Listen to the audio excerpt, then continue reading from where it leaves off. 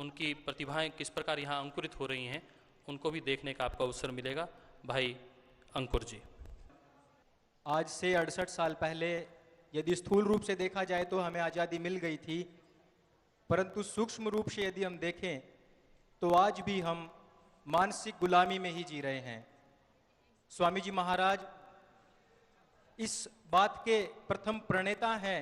यदि हम देखें विश्व में, उन्होंने सबसे पहले इस आर्ष गुरुकुलीय परंपरा को प्रारंभ करते समय जो विचारधारा विश्व के सामने रखी, उसमें उन्होंने पूरे विश्व को यही बताया कि किस प्रकार से मैकाले शिक्षा पद्धति ने हमें हमारे ही देश में रहते हुए हमारे ही देश के खिलाफ, हमारी ही भारतीय संस्कृति के खिलाफ खड़ा कर दिया है।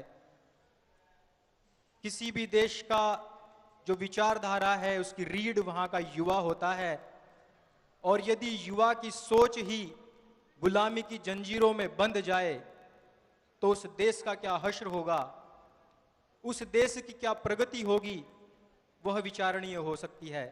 7 लाख से अधिक हमारे क्रांतिकारी भाई बहनों ने यह आज़ादी अपने लहू पर बहाकर लंदन से हिंदुस्तान में लाई थी, पर उनका यह सपना कभी नहीं था कि हमारा हिंदुस्तान कभी ये आज़ादी प्राप्त करने के बाद भी मानसिक रूप से गुलाम रहेगा।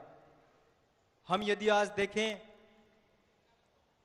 तो बार बार इस बात का जिक्र आता है कि परिवार विच्छिन्न क्यों हो रहे हैं, समाज में दूरियां क्यों बढ़ रही हैं, देशों में वैमनस्य क्यों बढ़ रहा है।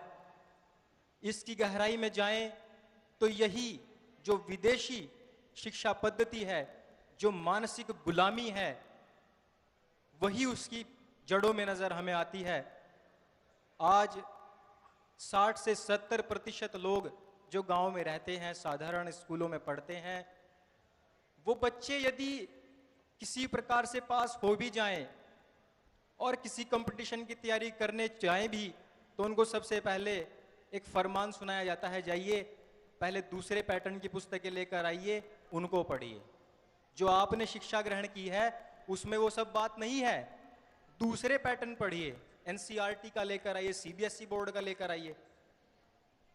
हम पूछना ये चाहते हैं कि जो बच्चे पूरी जिंदगी मेहनत करके अपने खून पसीने की कमाई को आपके विद्यालयों में लगाते हैं, वो बच्चे जब अपने पैरों पर खड़ा होना चाहते हैं, उनको 25, 26 से लेकर 30 साल की आयु में ये कहा जाए कि आप जाइए दूसरे पैटर्न की पुस्तकें पढ़िए, उनको आप 5th क्लास से लेकर ग्रेजुएशन तक की पुस्तकें पढ़िए, तब जाकर आप कंपटीशन दे सकते हैं। आपने जो पुस्तकें पढ़ी हैं उनके तो यहाँ सवाल जवाब आपको मिलेंगे ही नहीं। तो किसी बालक के दिल पर क्या गुजरती होगी। हमें इसी देश में रहते हुए गुलाम बना दिया गया है। सरकारें कहती हैं हम फ्री में पुस्तकें बांट रहे हैं, जब इसी देश का बाकी 25-30% जो जनसंख्या है वो उन पुस्तकों को पढ़ रही है जिनमें ज्ञान है, 70% लोग वो पढ़ रहे हैं जिनमें बिल्कुल ज्ञान ही नहीं है। आपको पुस्तकें फ्री में भी बांटनी है, आप ही के देश में ये बंटवारा हो रहा है, तो आप वही ज्ञान उन्हीं पुस्तकों में क्यों नहीं लिख देते हैं, क्यों नहीं छाप देते हैं, ताकि गरीब का बच्चा भी पढ़ सके, ताकि वो भी कह सके गर्व से सीना चौड़ा करके कि मेरे माता पिता ने जो खून पसीने की कमाई मेरी पढ़ाई में लगाई है, देखिए वो आज कामयाब मैं हो रहा हूं। परंतु ऐसा नहीं होता है भाइयों बहनों। हम देखें मैकॉले शिक्षा पद्धति की एक बहुत बड़ी विडंबना है। आपको पास कर दिया जाता है 33% पर ही, लेकिन ना तो आप उसी पढ़ाई को दोबारा पढ़ सकते हैं और ना ही अगले किसी विद्यालय में दाखिला ले सकते हैं। अर्थात यदि व्यावसायिक तौर पर हम देखें भी तो पढ़ाई को 3 भागों में विभाजित कर दिया गया है। कोई बच्चा विज्ञान पढ़ता है तो वो वाणिज्य नहीं पढ़ सकता है, वाणिज्य पढ़ने वाला विज्ञान और कला नहीं पढ़ सकता है। यदि वो पढ़ भी लेता है तो 2-2 सर्टिफिकेट कहीं भी शो नहीं कर सकता है, यदि कर देता है तो उसको जेल हो सकती है, उस पर केस हो सकता है। अर्थात जो इंजीनियरिंग पढ़ रहा है वो शरीर के बारे में कुछ भी जानकारी हासिल नहीं कर सकता है उसी समय, बाद में कर सकता है। व्यवसाय के आधार पर इस प्रकार से बांट दिया गया है। परंतु हम यदि देखें आर्ष गुरुकुलीय परंपरा किस प्रकार से हमें आज भी स्वतंत्रता का आभास कराती है। हमारा ये परम सौभाग्य है सभी ब्रह्मचारी भाइयों बहनों का, परम श्रद्धेय स्वामी जी, दादा गुरु जी सबको बैठाकर एक साथ पढ़ाते हैं। कितना बृहद विज्ञान है। आज ही हमने वैशेषिक का 6वां अध्याय प्रथम आणिक पढ़ा, और जैसा सामाजिक विज्ञान उसके अंदर है, मुझे नहीं लगता कि कहीं भी विश्व के किसी भी शिक्षा पद्धति में ऐसा सामाजिक विज्ञान आपको मिलेगा। प्रथम आणिक को हम पढ़ रहे हैं, कहीं भी आपको उससे बढ़कर विज्ञान नहीं मिल सकता है। आज विज्ञान प्रकाश को, सौरिक प्रकाश को चौथा द्रव्य मानने से इनकार कर रहा है, माथापच्ची चल रही है। परंतु हमारे कणाद ऋषि पहले ही कह गए हैं कि भैया 4 तो ऐसे द्रव्य हैं कि जिनको हम परमाणु के आधार पर मान सकते हैं, बाकी के 5 ऐसे हैं जो नित्य हैं, जिनका कोई परमाणु नहीं है। मुझे नहीं लगता कि आने वाले 500 साल में भी ये मैकॉले शिक्षा पद्धति जहां से चली थी, उनके वैज्ञानिक इसको प्राप्त कर पाएंगे। परंतु हजारों लाखों साल पूर्व हमारी शिक्षा पद्धति ये बात कह के जा चुकी है। आज भी आइंस्टाइन 1927 से ये बात पर मत्थापच्ची चल रही है कि प्रकाश को हम क्या माने। इस प्रकार हमें गौरव महसूस होता है। और शिक्षा पद्धति की एक और बड़ी बात है, स्वामी जी महाराज की एक बात बहुत अच्छी लगती है और बार बार हम उसे मन में दोहराते हैं कि मैकॉले शिक्षा पद्धति इस प्रकार की है कि खोदा पहाड़ निकली चुहिया। और आर्ष गुरुकुलीय परंपरा की जो हमारी शिक्षा है वो कहती है कि समुद्र में डुबकी लगाओ और मोती पाओ।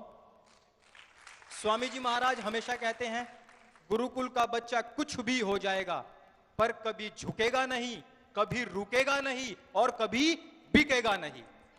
हमें ऐसे भारत का निर्माण करना है। स्थूल रूप की आजादी हमें नहीं चाहिए, अंतःकरण की मानसिक शांति चाहिए। उस शांति को, उस आजादी को हमें ग्रहण करना है, तो हमें अपनी भारतीय संस्कृति की तरफ लौटना ही होगा। अर्थात ये पूरा का पूरा सिस्टम इतना इजी बना दिया गया है कि आपको भी एक बार को लगेगा कि काश मैं आज की तारीख में बच्चा होता और मुझे दोबारा एडमिशन लेना होता तो मैं तुरंत ही स्कूल दौड़कर जाया करता। जो बच्चे स्कूलों से भागा करते थे उन सब को भी अब रुचिकर लगेंगे।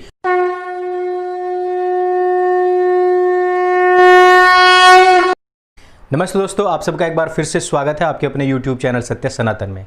आज बहुत ही खुशी का दिन है क्योंकि भारत की सरकार ने जो प्रॉमिस किया था, वादा किया था कि एक नया व्यवहारिक शिक्षा तंत्र बनाएंगे, उस पर उन्होंने अमल कर दिया है। और अब नई शिक्षा नीति आई है जिसके बारे में हम आज बात करेंगे। आप सभी जानते हैं कि हमने 2013 से लेकर के 14 तक स्वदेशी आंदोलन और व्यवस्था और सत्ता परिवर्तन के लिए पूरे देश के अंदर आंदोलन किया था। और उसके बाद जब सबसे पहले हम अपने संस्थान पहुंचे तो मेरी जो पहली स्पीच थी उसमें मैंने यही कहा था, और वो स्पीच भी खास तौर पर रक्षाबंधन के दिन ही थी और वही रक्षाबंधन आ रहा है। मैंने उसमें यही कहा था कि पूरा जो एक सिस्टम है, एजुकेशन सिस्टम, वो एक होना चाहिए। ये नहीं कि गांव में कुछ और शहर में कुछ और। गांव के बच्चों को इसलिए पढ़ाया जा रहा है ताकि वो मजदूर बन सके, और शहर के बच्चों को इसलिए पढ़ाया जा रहा है ताकि वो बड़े बड़े अफसर बन सके। लेकिन आज हम जो पूरी बातचीत करेंगे एज अ स्टूडेंट, के अगर मैं आज की तारीख में एक छात्र होता तो मुझे कौन कौन सी चीज़ें अच्छी लगती, उन सब चीज़ों के ऊपर बात करने वाला हूं मैं। सो एज ए स्टूडेंट आप लोगों को भी ये बात नोटिस करनी होगी कि जो इनिशियली 3 से 6 साल वाला जो प्राइमरी एजुकेशन का फॉर्मेट जो चेंज करने का मेंशन है, इसमें भी सबसे इंपॉर्टेंट है सेल्फ आइडेंटिटी। क्योंकि India is facing from identity crisis. किसी को कुछ पता ही नहीं है कास्ट के अलावा आइडेंटिटी के नाम पर। तो अगर एक फीलिंग ऑफ प्राइड और नॉलेज बचपन से ही मिलेगी तो नेशन वननेस की फीलिंग बढ़ेगी और बच्चे का कॉन्फिडेंस अप रहेगा बचपन से ही। इंडियंस का कॉन्फिडेंस लेवल पहले ही गिरा हुआ है, इसलिए यह जो कदम है बहुत ही काबिल तारीफ है। बचपन से ही इंडियंस का जो कॉन्फिडेंस लेवल होता है वो बहुत ही गिरा हुआ होता है बाकी कंट्रीज के लोगों के आगे, क्योंकि गिल्टी फील करवाया गया है बहुत ज़्यादा कि ये तो बहुत गरीब देश है, ये सब बातें बोल बोल करके। तो इस पॉइंट को रखा जाना मेरे हिसाब से बहुत ज़्यादा इंपॉर्टेंट है। और सेकंड चीज़ जो साथ है वो है 9 to 12 जो सेकेंडरी एजुकेशन रखा है, उसमें मल्टी डिसिप्लिनरी स्टडी और सब्जेक्ट्स को चूज करने की चॉइस कौन से सेट ऑफ सब्जेक्ट तुम्हें चाहिए, तुम खुद उनको चुन सकते हो। जबरदस्ती का पैटर्न फॉलो नहीं करना पड़ेगा, क्योंकि सबके जो इंटरेस्ट होते हैं और जो कैलिबर होता है वो सबका अलग अलग होता है। इससे स्किल डेवलपमेंट की लाइन में देखें तो डेवलपमेंट होगा, क्योंकि अब इंसान वो पढ़ेगा जो उसका इंटरेस्ट है, तो अच्छा परफॉर्मेंस भी होगा उसका। वरना अच्छे तुम में हो और मम्मी पापा का इंजीनियरिंग की तरफ ख्वाब है, उसको पूरा करना है, तो इसके चक्कर में आपको पीसीएम लेनी पड़ेगी। तो इंजीनियर बन तो जाओगे लेकिन अच्छे लेवल के नहीं, क्योंकि वो तुम्हारा पैशन नहीं है। तो ये 2 पॉइंट तो हो गए, जिसमें कि सेकंड वाला मेजर चेंज है और लैंग्वेज पर वर्क करना है। इंडियन लैंग्वेजेस एज सब्जेक्ट पढ़ाने की कोशिश होगी, उसके लिए स्टेट वाइज टीचर्स का कोलैबोरेशन भी होगा। तो रीजनल लैंग्वेजेस दोबारा जिंदा हो जाएंगी यहाँ से, जो कि अभी तक पेपर्स पर ही जिंदा थी, वो एक्चुअली और वास्तविकता में भी जिंदा होंगी। जैसे कि कोई बच्चा है जो यूपी में रहता है और वो तमिल पढ़ना चाहता है, तो अब यहाँ पर कोलैबोरेशन होगा, वहाँ से जो टीचर्स होंगे वहाँ पर कोलैब करके यहाँ के बच्चे को भी पढ़ाएंगे। इस तरीके की जो काउंसलिंग है वो सब चीज़ें होंगी। काउंसलिंग टीचर्स की संख्या बढ़ाई जाएगी। अभी मोस्टली एक ही काउंसलर होता है हर एक स्कूल में। अगला है टीचर्स की टीचिंग हैबिट भी ट्रांसफॉर्म की जाएगी, क्योंकि अगर टीचर्स पुराने ढर्रे पर ही चलते रहे तो चेंजेस बस पेपर पर ही आएगा, स्कूल में नहीं, बच्चों में नहीं।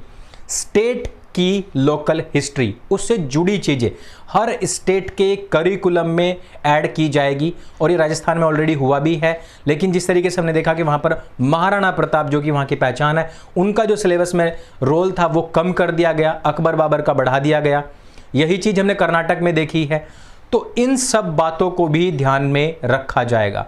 इससे हर स्टेट की यूनिकनेस, उसकी हिस्ट्री और अच्छी बुरी हर चीज़ के बारे में स्टूडेंट को जानने को मिलेगी, ना कि ये कि पूरे भारतवर्ष में मुगलों को ही पढ़ाया जा रहा है, चाहे वहाँ से उनका कोई सरोकार हो अथवा ना हो। जिससे again sense of identity strong होगी। ये एनसीईआरटी के पैटर्न पर चलते हुए स्टेट कोर्स पूरा अपनी लैंग्वेज में ही पढ़ाएंगे। इससे इंग्लिश पर जो डिपेंडेंसी होगी वो खत्म हो जाएगी। अगला है कंप्यूटर कोडिंग, जो भी 10th या 12th में पढ़ाई जाती थी, उस कंप्यूटर एज ए सब्जेक्ट हम अब ले सकते हैं। वो सिखाई जाएंगी 6th क्लास से ही। इसमें ग्लोबल सिटीजनशिप सब्जेक्ट वगैरह भी शामिल किए गए हैं। इंटीग्रेशन की फीलिंग बढ़ेगी बाकी वर्ल्ड के साथ में बच्चों की। आपकी हर स्किल मेंशन्ड होगी और उस हिसाब से असेसमेंट होगा। बाकी टाइमलाइन देखें, अब तक क्या करने का है वो मैं आपको फोटो दे रहा हूं, उसमें आप जो पूरा का पूरा प्लान किया गया है वो भी आप यहां पर देख सकते हैं। ऐसे तो बहुत सारी चीज़ें हैं, इसमें बहुत लंबा समय लग सकता है। ये जो पीडीएफ है मैं नीचे लिंक में दे रहा हूं, वहां से भी आप इसको पढ़ सकते हैं। अगर हम स्टूडेंट की नज़र से हटकर के देखें तो जिस प्रकार से एमएनसीज के लिए SEZ सेज बनाया जाता है ताकि रोजगार बढ़े, इसी तरीके से स्कूल्स के लिए भी स्पेशल इकोनॉमिकल जोन्स की सुविधा और सब्सिडी दी जाएगी। इससे जो बच्चे हैं जो पढ़ते हैं उसमें उन लोगों को और आगे की सुविधाएं मिलेगी और आगे की गारंटीज मिलेंगी। रिपोर्ट कार्ड भी एग्जाम के जो नंबर्स हैं उनके बेसिस पर नहीं बनेंगे, बल्कि आपका टोटल असेसमेंट होगा। पूरे जीवन में जो भी आपने स्टूडेंट लाइफ में जो कुछ भी कार्य किया है, सब चीज़ों को देखते हुए ये सारे के सारे मार्क्स रखे जाएंगे। अगली चीज़ कि यहाँ पर संस्कृत को लेकर के बहुत अच्छा डिसीजन लिया गया है, बहुत अच्छा कदम उठाया गया है। और यहाँ पर आपको लगता है कि जो चीज़ हम चाहते थे, जो स्वदेशी आंदोलन में हमने चाहा था, जो कुछ भी हमारी जो इच्छाएं थी कि एक वैदिक शिक्षा बोर्ड बने, उसमें ये सब चीज़ें इंक्लूड की जाएं, वो सारी चीज़ें इसमें इंक्लूड की गई हैं। संस्कृत का भाव ये है कि अगर आपकी मर्जी है, लेना चाहें तो ले सकते हैं, नहीं लेना चाहें तो नहीं ले सकते हैं। अर्थात ये पूरा का पूरा सिस्टम इतना ईजी बना दिया गया है कि आपको भी एक बार को लगेगा कि काश मैं आज की तारीख में बच्चा होता और मुझे दोबारा एडमिशन लेना होता तो मैं तुरंत ही स्कूल दौड़कर जाया करता। जो बच्चे स्कूलों से भागा करते थे उन सब को भी अब रुचिकर लगेंगे। बस्ते का जो वजन है वो काफ़ी कम कर दिया गया है, ख़त्म हिस्सा ही कर दिया जाएगा और आगे जितनी भी जो पढ़ाइयाँ होंगी वो डिजिटलाइजेशन उनका हो जाएगा। सबसे बड़ी चीज़ है इसमें टीचर्स के ऊपर ध्यान देने की कि अगर टीचर्स को ही अच्छे से ट्रेंड नहीं किया गया तो आज भी ऐसे ऐसे टीचर्स हैं हमारे स्कूल्स में जिन लोगों को इस MR का ही फ़र्क नहीं पता होता है। तो यदि इसी तरीके से टीचर्स घुसेड़े जाते रहे तो हो सकता है कि जो हमारा एजुकेशन सिस्टम बना है वो पूरी तरीके से ध्वस्त भी हो सकता है। तो इस वीडियो में सिर्फ इतना ही। ये था एज ए स्टूडेंट हमारा असेसमेंट क्या था, और जितनी भी हमारे टीम के स्टूडेंट्स हैं, जिन लोगों ने भी इसमें हेल्प किया, उनका बहुत बहुत धन्यवाद, बहुत बहुत धन्यवाद। और आपको कौन सी चीज़ें अच्छी लगी हैं वो भी हमें कमेंट में आप अवश्य बताइएगा। पिन कमेंट में आपको मैं इसकी पूरी PDF का लिंक दे रहा हूँ। तो मेरे संग बोलिए सत्य सनातन वैदिक धर्म की जय। जय हिंद, वंदे मातरम।